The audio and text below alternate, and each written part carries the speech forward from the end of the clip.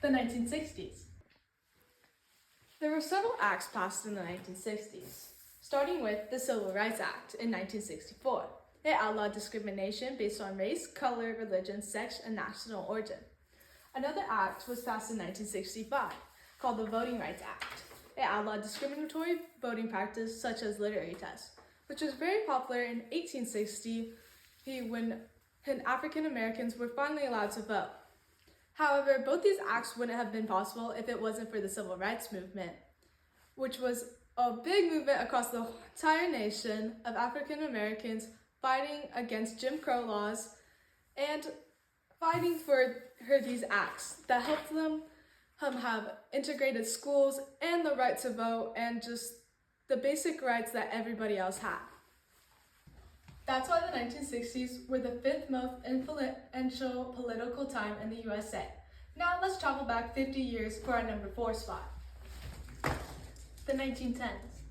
The 1910s were most primarily known for World War I, which started when Ferdinand of Austria and Hungary was assassinated. This started a chain reaction between all the European countries, and the United States entered World War I in 1917.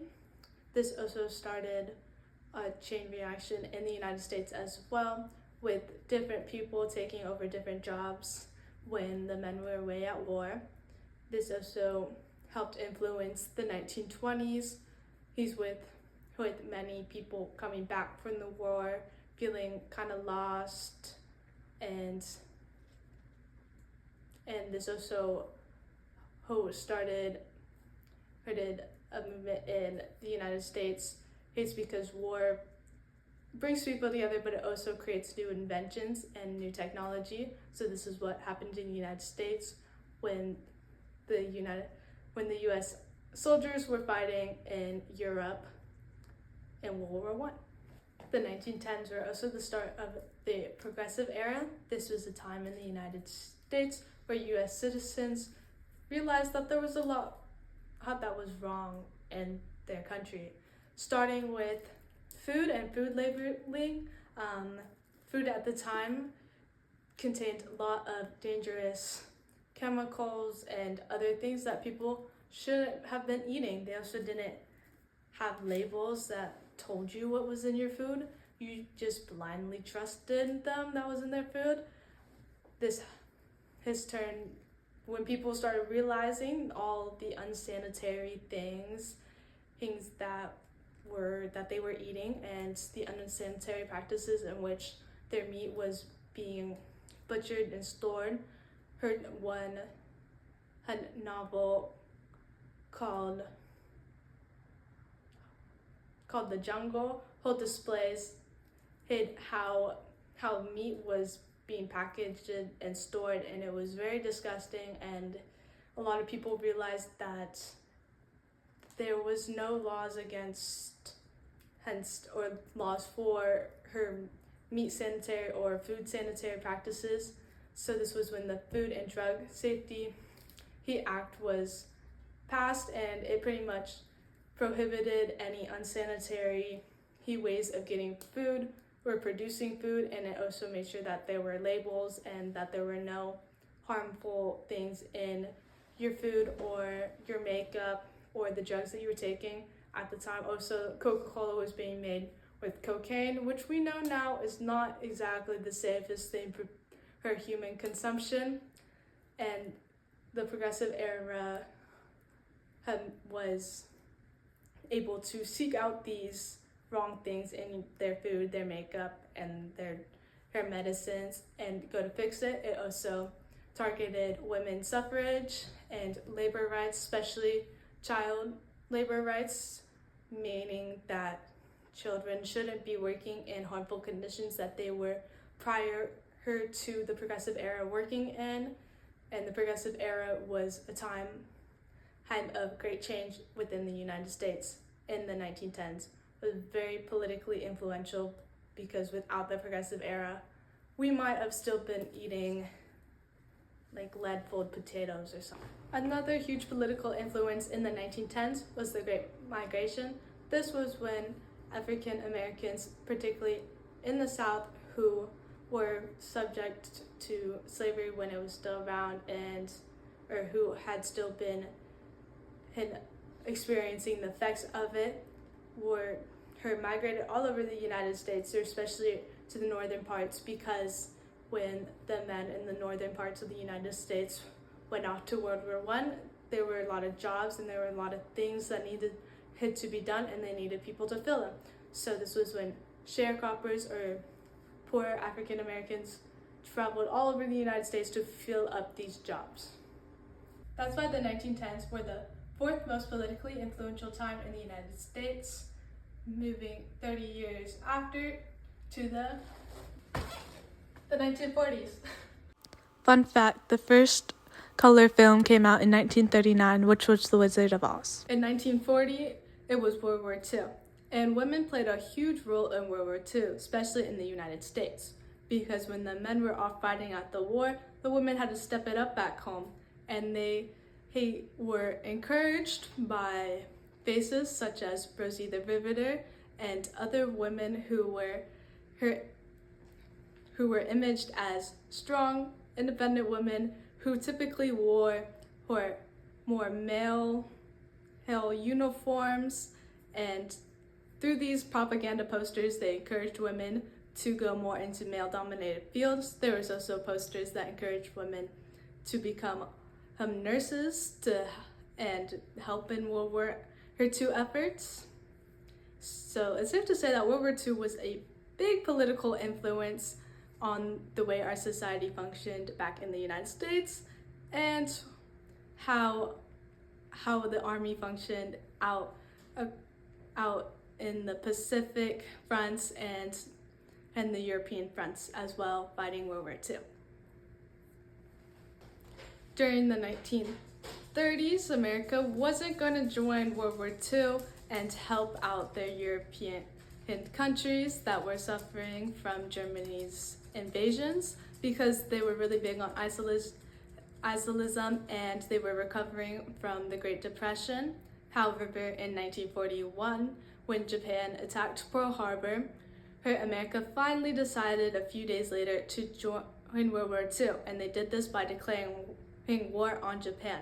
This was a huge political influence because it was a big switch between the isolationism that America has currently in and only focusing on America at the time, to joining World War II and ultimately helping to win and stop the war.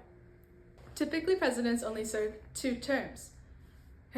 However, FDR in the 1930s and 1940s served all of 4 terms.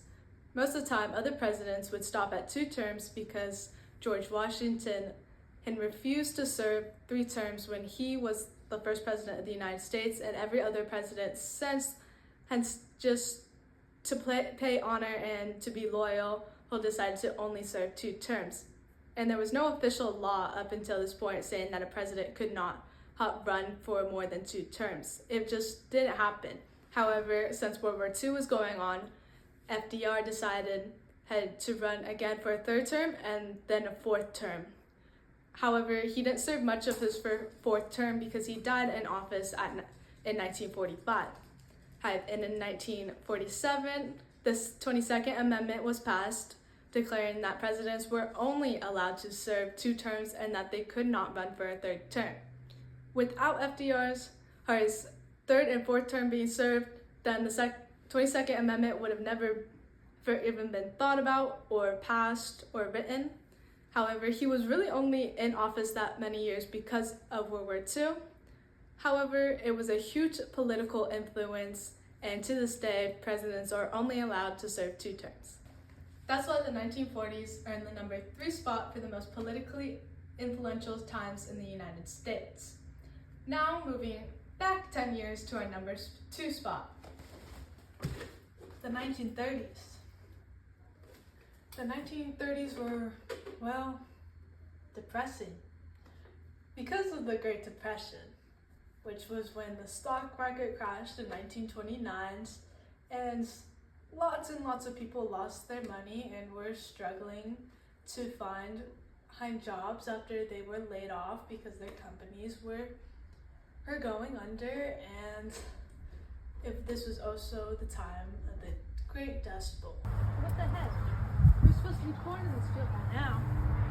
Gosh, there hasn't been anything but dust swept over here. Wait, what's that? Workers needed? In Cali? Maybe that's short for California. Money? I could use some money. I haven't been able to feed little Jimmy over there for weeks. I think we're going to California, boys. As a result of the Dust Bowl, there was no longer great agricultural prospects in places like Oklahoma and Nebraska. So all these people, they went to California and hoping that they could get work. However, when they reached California, there was no work, and there was just a whole bunch of unemployed people trying to find work in California, which pretty much sums up the Great Depression. As a result of all the things that went wrong during the Great Depression, Franklin D. Roosevelt implemented the New Deal policies, which pretty much went ahead to fix all that went wrong during the Great Depression, such as the decrease in agricultural prospects, the unemployment rates hitting all-time lows, and all that went wrong with the stock market and the economics of the Great Depression. However, one of the big political influences during the Great Depression was a switch to isolism, which was pretty much a big factor during World War II, because America was still struggling from the Great Depression in the 1930s, and America really wanted to fix all that went wrong during the Great Depression instead of aiding other countries in World War II, which we'll talk about soon. That's why the 1930s were the second most influential time politically in the United States. Now moving back 60 years to the 1860s. The 1860s were primarily known for the Civil War. This was when Lincoln got elected as president. He had previously talked about how he was against slavery. Lincoln had won as president based off of the Electoral College, not the popular vote. The Electoral College is based off of each state. Each state gets a certain number of votes in the Electoral College based off of size and population. However, the popular vote is just based off of population. A president just needs to win the Electoral College to be elected as president. So that's what Lincoln was, and he won based off of all of the northern states, which were smaller states compared to the southern states, but there was more of them. So the South in return had a bit of resentment. They believed that they didn't have as much say in Congress and in the government because they were fewer states, but they were larger, so they believed they should have had more power and more say in Congress. However, they did not. So it started with South Carolina actually dipping out first, and then several other states like Texas and other southern states joined the Confederate states. And the Civil War started because the Union states, or the northern states, wanted to be unified, and the Confederate states did not want to be part of the USA because they wanted to make sure that they could keep their slaves. They wanted to keep slavery alive, and they were afraid that even though Lincoln at this point had not claimed that he would try to ban slavery or would ban slavery in office, the southern states were still afraid of this. So this is what kind of sparked the Civil War. We also have addresses like the Gettysburg Address from Abraham Lincoln during the war that helped boost morale and this kind of switched the tide over from fighting to unify the states, which were the original goal of the Union states, to bring the United States back together, to now they're fighting for slavery and for African American rights.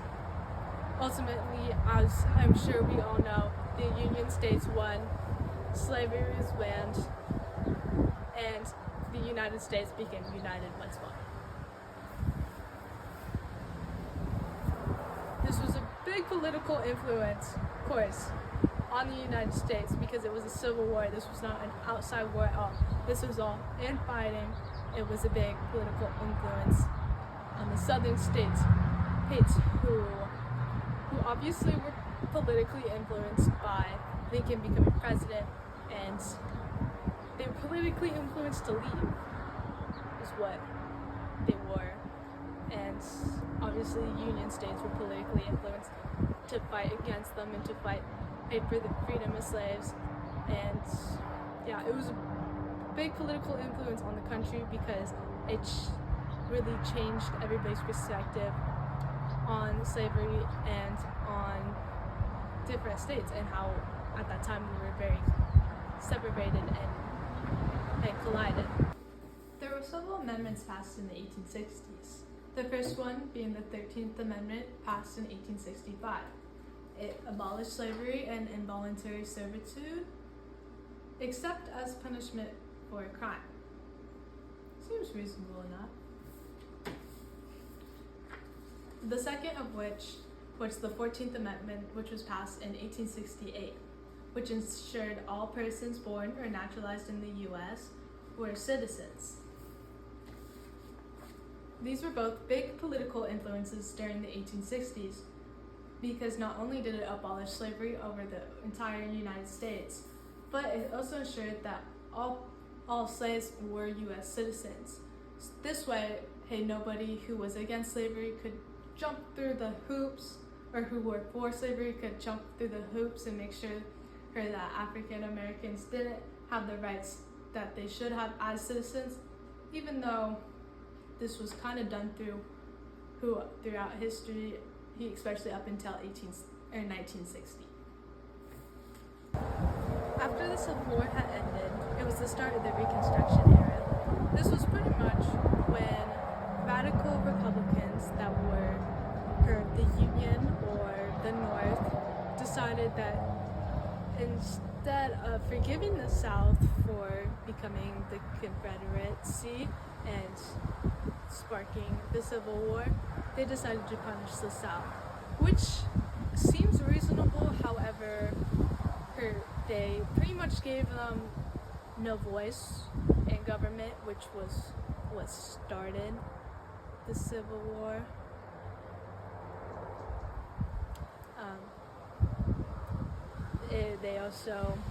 They punished them pretty severely and not like violently, but this would end up having tension from the South to last for a very long time, and the South was already not really wanting to welcome a free way of living they didn't want to implement that into their way of life. And instead of slavery, they picked up sharecropping, which was almost the same thing. And instead of adhering to the 14th and 15th Amendment, especially the 15th Amendment about voting, they would make literary tests that made sure people couldn't vote, and they would pass all these types of laws that make sure that had people who were slaves could not vote.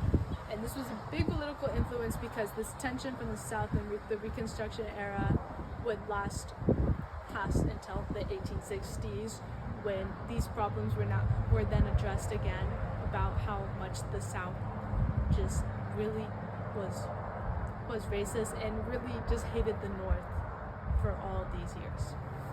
That's why the 1860s get the number one spot for the most politically influential decade in the United States. Now moving on to the most economically influential decades in the United States, to the 2020s. Wait, that camera's supposed to be angled up a little higher. And that's why I would be a great candidate for this job. Sir, we can see your pajamas.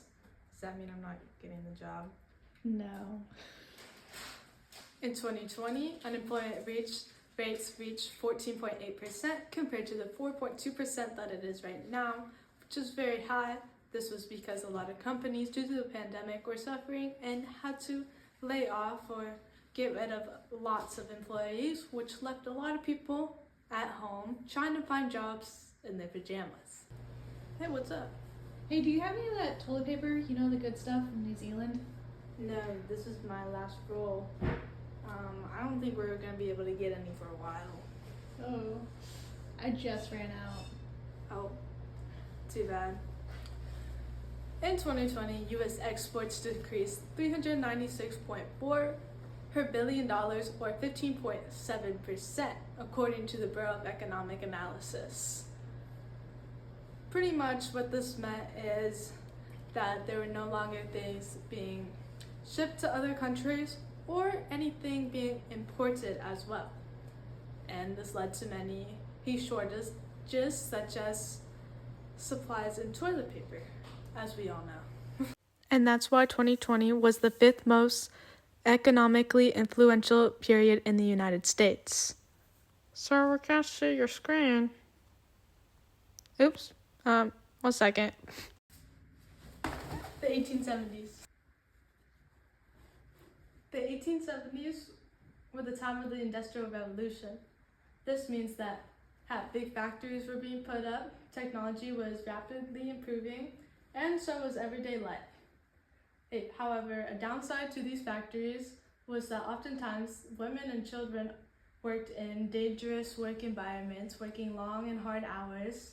This was also the rise in slums because these factory workers moved to big cities and they needed places to live, obviously, so they lived in tenant buildings, and these buildings were often unsanitary and unsafe and had lots of fire hazards as well, and other hazards that are typically avoided in today's world. So it was the start of slums and bad working conditions for factory workers. However, the Industrial Revolution was worldwide spread, and it led to many great inventions and improvements that have led us to today's modern society, where we have sewing machines that look more like this. They looked a little differently and a little more industrial sized in the Industrial Revolution. Along with factories, it was also the start of big corporates, or what is known as monopolies. Monopolies were big corporations that took over entire places with their factories. They were really widespread. There were monopolies over the railroads, there was monopolies over lumber, and everything in between. During the 1860s and the Civil War, they started building train tracks and trains that would reach over large areas of land. This was mostly used for messaging and during the Civil War. However, this carried on to the 1870s, where they built railroads all over the place, all over the country, and this in turn produced more trade, more products were being pushed out, how corporations were getting bigger, they were more widespread. This was a big economic thing because more money was being spread out all across the United States. That's why the 1870s are in the number 4 spot for the most influential period economically in the United States. Now moving 130 years after to the 2000s. On September 11, 2001, 2 hijacked planes hit the Twin Towers. This was devastating to the country. However, it definitely affected the country's economics at the time. After the effects of 9/11, have been a lot of companies used the Twin Towers a lot of the world trade. All of this stuff was happening in the Twin Towers and within the city as well. So the economics really took a hard hit having people to relocate, lots of lives lost, a lot of damage to the city, and there was a lot of economic effects on the whole country after 9/11, and it didn't really, the economic effects weren't helping the country in any way. It was a large influence, and it would later affect them a few years down the line into the late 2000s. However, the stock market was really affected, and it was a big economic influence. It was also a huge political influence also because after the incident on 9/11 happened, airports started to require more security. The government wanted to know more about the person before they let them on planes, or before they could travel, and it was a big influence all around on the country during this time. So in the late 2000s, starting 2007 in December, I was already born by then, a few months old actually. Fun fact. However, during this time, there was a big rise in housing prices. So housing prices were getting high. This was great for people who were selling their houses, and it created this sort of bubble at the top, or what is known as a housing bubble, which just means that the prices of houses were really high during this time. Then what happens though is that the bubble bursts in 2008, and we get this downfall all the way until June of 2009. But pretty much most of it was in 2008. This is what we call the Great Recession of 2008. Should have been buying a house, but I was learning to walk. The struggles. However, this was obviously a big economic influence on the country because as here we have such a rise in housing prices, and what seems, that is great that housing prices are rising. However, this recession, meaning everything went down, the stock market goes down. People who often compare it to, or economists, historians who study economics, kind of sometimes would compare it to the 1920s stock market crash. However, the government handled this one much better, so that instead of the Great Depression, we just got the Great Recession. It has theorized that at this housing bubble burst, this Great Recession would lead us into another depression like the 30s. However, the government responded differently to this, so it saved our country from going into another Great Depression. However, of course, a Great Recession is a huge economic influence on the country because people are not only like losing money from the stock market, but their houses are going down in value, and you do not want to sell your house when it's not worth as much as it was up here just a few months back. And it was a good time, a struggle within the country for people living at this time. I know my parents struggled having 2 new little kids to take care of during this time, and it was not a good influence economically. However, the government was able to learn from the 1920 stock market crash and the recession there to keep us from a Great Depression. Okay guys, fit check. So first we got this little statement necklace, these earrings, this top, these low-rise jeans, this belt, Uggs. I'm thinking of going to the mall, and I think I want to get a few more statement necklaces, some new belts. This isn't really doing it. It's not ringing enough for me. In the 2000s, consumerism was a big thing, especially when we had this rise in like Y2K outfits and stars like Britney Spears at the time, who just kept creating these new trends like low-rise jeans and statement necklaces and the horrible dress over jeans trend. May that never come back. And there was a big rise in consumerism where people were really going out and they were buying all these new trends. The 2000s were definitely a big start in like stars and influencer, or like stars having influence on people buying all these weird, crazy things. Well, not weird and crazy. They were popular at the time, but especially when we have a big rise in like teen movies, movies like Clueless and things like, and Gossip Girl at the time, that really focused on like fashion, and it definitely aided in this idea of consumerism and buying all these new things that you just saw all Blair wear and Gossip Girl and all.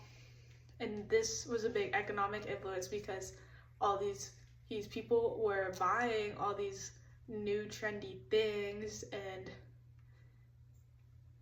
it's kind of like how we are now, where something's trending and you buy it. Like low price jeans are back and people are buying, and it didn't really help the economic issue in 2008 with the Great Recession and stuff, because as in the early 2000s, these people were continuing to buy a lot of things, and supply was and demand was really high, so the prices got higher. So yeah, consumerism and trends were a big economic influence within the 2000s. That's why the 2000s were the fourth most economically influential decade in the United States. Now moving back 70 years to the 1930s. Wait, there's no money at the banks? Oh, my whole life savings in there. I have $100 in this bank, I need it now. I'm sorry, we just ran out of cash like 5 minutes ago. Isn't there anything you could do for me? My whole life savings was in there. No, sorry. As a result of the stock market crash, many banks also went under with all the other companies. However, now people were starting to put their whole life savings into banks, and there wasn't any way to back it up if that bank didn't have enough cash to pay you out. Like the situation you just saw was much like the run on the bank situation that happened in the 1930s, and many Americans lost their whole life savings, leaving them with nothing, not even a dime. Oh my gosh, I need to sell the house. What am I gonna tell little Jimmy? My whole life savings. Hey, actually, I need to give you this money because government new policy thing. Here you go.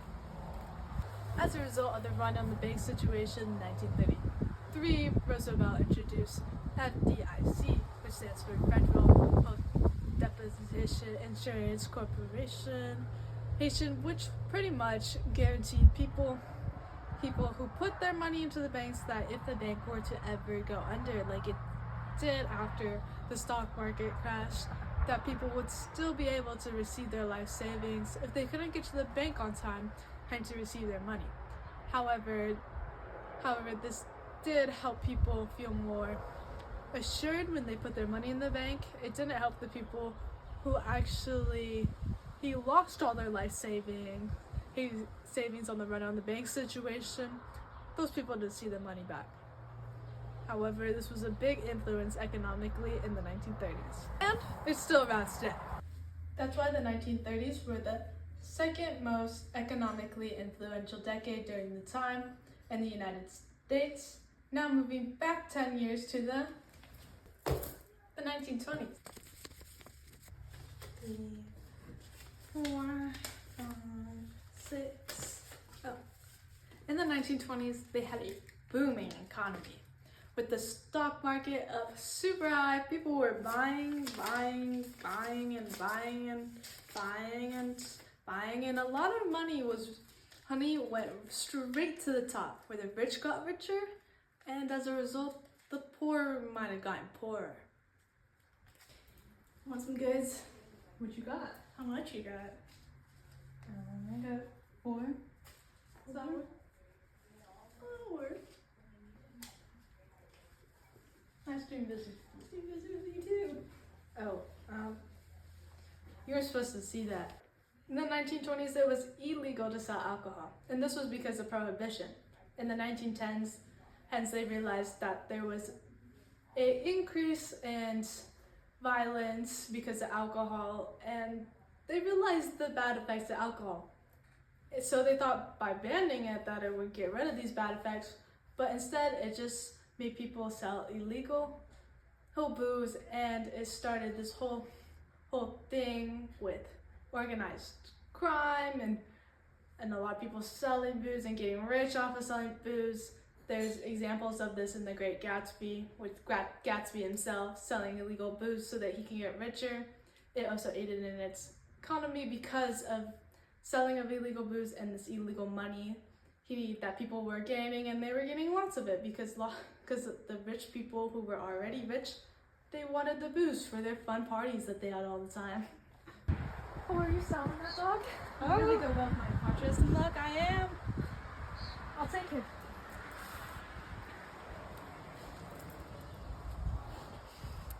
In the 1920s, there was a big shift to consumerism, where people were buying. And a lot of the times people would buy animals, like this deer one, as more of an object. That's why the 1920s hold the #1 spot for the most economically influential decade in the United States. Now moving on to our most socially influential decades in the United States. The 1970s.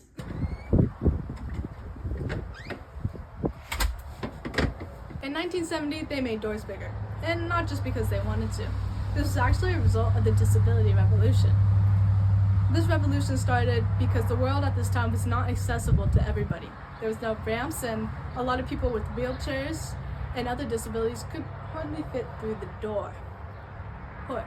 So they decided to protest about this because even though they had disabilities or they needed wheelchairs, they still wanted to be a part of everyday world. At this time also, disabilities were really looked down upon, and they realized, and through these protests they realized that even though these people had disabilities, they could still function like everybody else in society. They just needed a little more help and a little more accessibility. Peace, not war. Peace, not war. Peace, not war. In the 1970s, one of the big social impacts was the fact that they spent countless of hours protesting against the Vietnam War. This was at the point when the Vietnam War got especially brutal and especially bad. People just wanted it to end, since the war started in the 1950s and it was already the 1970s, and they already spent a lot of the time in the 1960s protesting it. This was another big social impact because it brought people closer to peace, and the peace sign was used a lot during this time to protest against the war. In 1970, there was Woodstock, which was one of the biggest music festivals to this day. At Woodstock, thousands and thousands of people gathered up to listen to music, and it's really what had influenced festivals like today, like Coachella and Stagecoach. So, safe to say it was a huge social influence on the US during the time. That's why the 1970s got the #5 spot for the most socially influential decade in the US. Now we're gonna jump back 50 years to our #4 spot, the 1920s. In the 1920s, this was the time of the Harlem Renaissance, which was a big thing in the African American community. It aided in African Americans getting a step in the door to the art community and the music industry. People that were a part of the Harlem Renaissance were Josephine Baker, an American turned star in France when she became an almost completely nude flapper dancer and entertainer there. She was also a singer. And people like Paul Robeson, who were an activist, a football player, and a singer. There was really nothing he couldn't do. In the 1920s, there were now female golfers. Because in the 1920s, a female could do almost anything that a man, well, maybe not almost anything that a man could do. They could do a lot more than they could in the 1910s. In 1920, the 19th Amendment was passed, allowing women to vote, and there was a big change in gender roles during the time. women could golf, and they had more sexual freedom to say, hey, they could go out to parties and they weren't just stuck as that boring housewife. However, this was more of an image that people displayed of women as the flapper girl who could go to parties and have fun and do almost anything a man could do, except wear pants. However, this was more of an image that was placed in the 1920s piece of what a modern woman should be. This wasn't exactly the case for most women who still carried the burden of being a woman and a housewife, and a woman at the time where they didn't have as much as the freedom as they thought they would by being able to vote. They weren't seen as equals by a lot of men at the time, even though this was a big change socially and is what ultimately led to our modern women in being almost as equal as men today. Hey, it wasn't exactly a big switch in the beginning. The rich were bored in the 1920s, so they needed a lot to entertain them. So there was a big switch from little shows to big mass entertainments with flapper dancers and jazz clubs and everything that you ever could need in the 1920s to entertain you. That's why the 1920s hold the number 4 spot for the most socially influential decade in the United States. Now moving 90 years earlier to the 2010. Hey guys, good to see you there. Today we're going to be talking about the social influences in the 2010s. First thing was, in 2015, gay marriage was legalized. This was a huge social influence because throughout the years in the 2000s and the early 2010s, a lot of people who were advocating for LGBTQ plus rights, and in 2015, it was finally legalized. Another thing that happened in the 2010s was a big rise in social media and social media trends, such as, so you're gonna get whipped cream, a completely empty and cleaned out bottle of deodorant, and you're just gonna take your cream cheese, you're gonna put it in the deodorant bottle, like so. Make sure to clean it up real nice.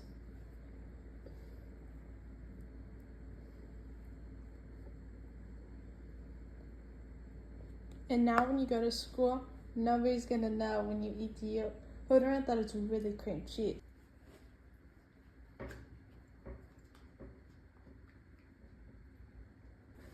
What's up guys, welcome back to my channel. Before I get started, remember to like and subscribe and hit that follow button. Hit the bell. Okay, yeah, hit the bell. What's up guys, welcome back to my channel. Before I get started, remember to subscribe and like the video, and don't forget to smash that bell so you get notifications every time I post. Today we're going to be doing the Tide Pod Challenge.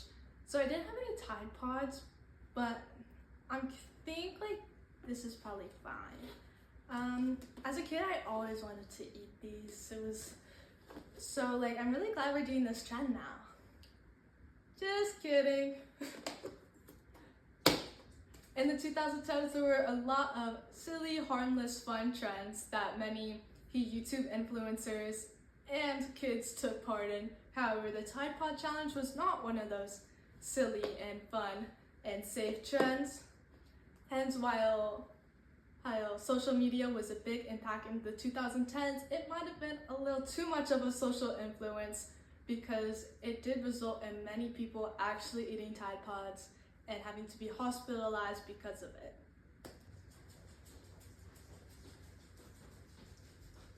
While the 2010s were probably the start of screenagers and parents telling their kids that it's that damn phone that's causing all the problems, it was also the start of good movements being pushed out through social media, such as the Me Too movement that was widespread in 2017 because of social media.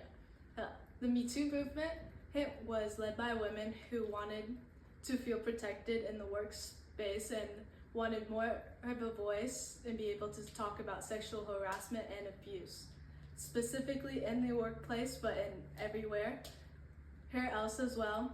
Hell, and social media was a big part of women being able to express themselves through the Me Too movement.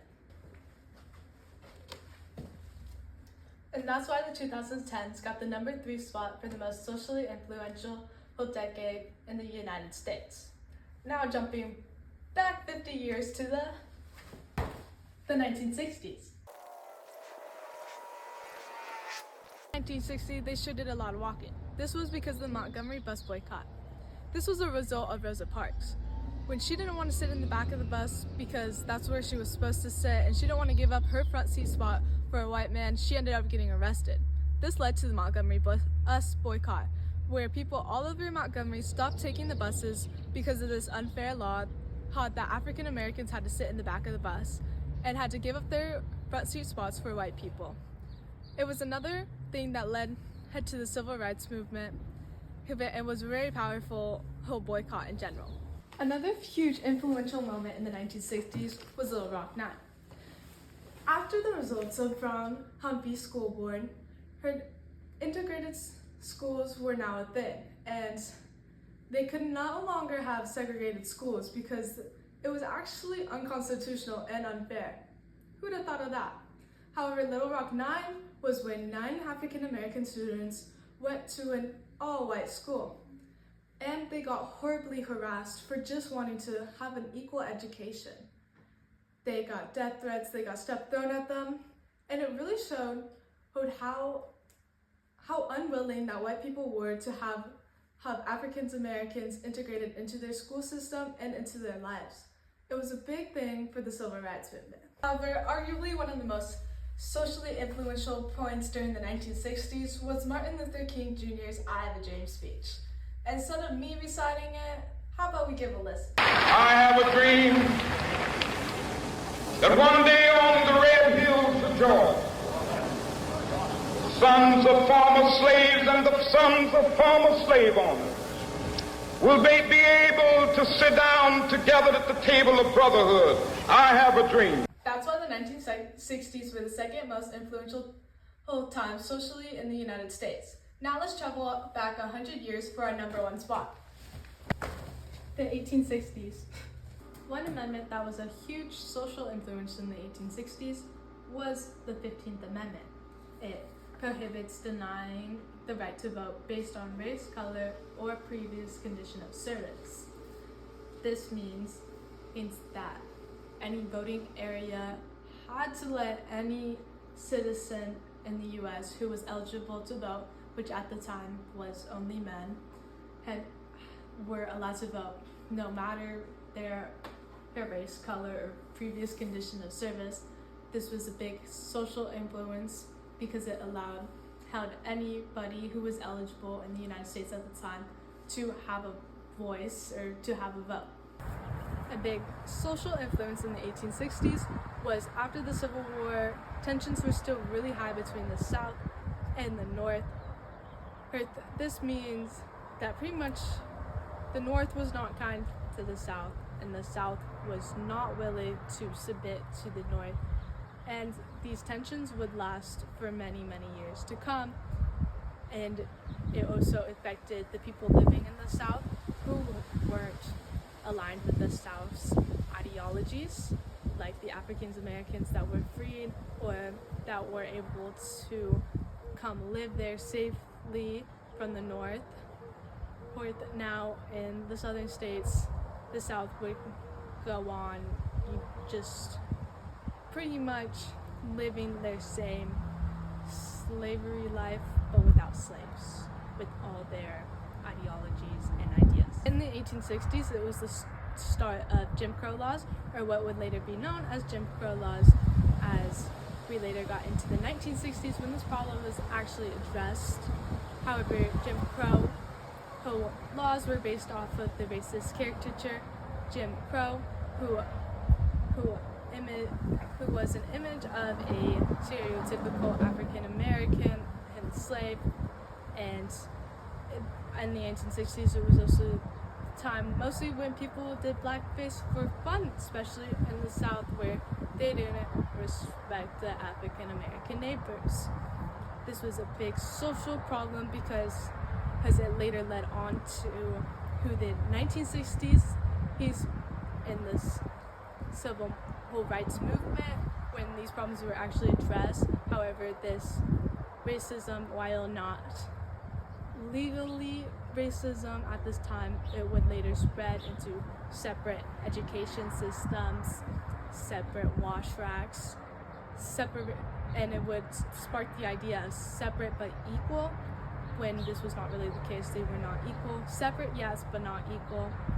And this was a big social influence during the time because this social influence carried on for many years. That's why the 1860s gets the #1 spot for the most socially influential decade in the United States. Now on to our overall most influential decades. The 1920s. The 1920s get the #3 spot for the most influential overall decade in the United States. This was because the 1920s were obviously very influential, with novels like The Great Gatsby that are read by juniors all over the United States every year that perfectly display the new money that went into the 1920s and the illegal booze sales and the way women were actually treated in the 1920s. And it was also an influential time for women during this period who now had the right to vote, and which would ultimately lead them to getting the rights that they have today. Another super influential thing was the stock market and all the economic influence that the 1920s had, which ultimately led to the 1930s. Speaking of which, the 1930s. The 1930s was the second overall most influential decade in the United States from 1860 to 2020. And this is because of the Great Depression. However, some good things came out of the 1930s, such as Mickey Mouse and Colonel Sanders started his fried chicken journey in the 1930s, and Pluto was discovered in 1930. However, it was more influential because of the effects of the Great Depression that led to the New Deal policies, where many of them are still used today, as well as creating books such as Grapes of Wrath that perfectly demonstrate America's struggles during the time. Overall, the 1930s were a very influential decade during the time. That's why the 1930s are the second overall most influential decade in the United States. Now moving back 60 years to the 1860s. The 1860s receives the #1 spot in the most influential decade overall in the United States from 1860 to 2020. This is because it was influential politically, socially, and economically. It was influential politically because of the Civil War and because of the 13th and 14th Amendment, which abolished slavery and gave every American citizenship, even if they were a slave. It was socially and economically influential. It was socially influential because it established this idea of separate but equal, especially in the southern states. It was the start of Jim Crow laws that would later be addressed in the 1960s, meaning that this idea of separate but equal would be brought through many decades in the United States society for many decades to come. It was economically influential because it was the start of railroads and this sort of fast messaging, and the start of railroads would later lead on to the 1870s for the Industrial Revolution and would just start America up to be this big corporate factory America that is today. Without all of these events, hence we probably would have still had slavery for a long time if Abraham Lincoln was never president, or if the Civil War had never started. Then there would have been no 13th Amendment, there would have been no 14th Amendment and 15th Amendment, and so on. It would also have never, I believe that we would have started the Industrial Revolution sooner. However, it also got the ball rolling for the Industrial Revolution with the start of the railroads within the Civil War. So without the 1860s, a lot wouldn't have happened. We wouldn't have even had the Civil Rights Movement because the idea of separate but equal wouldn't have been established yet.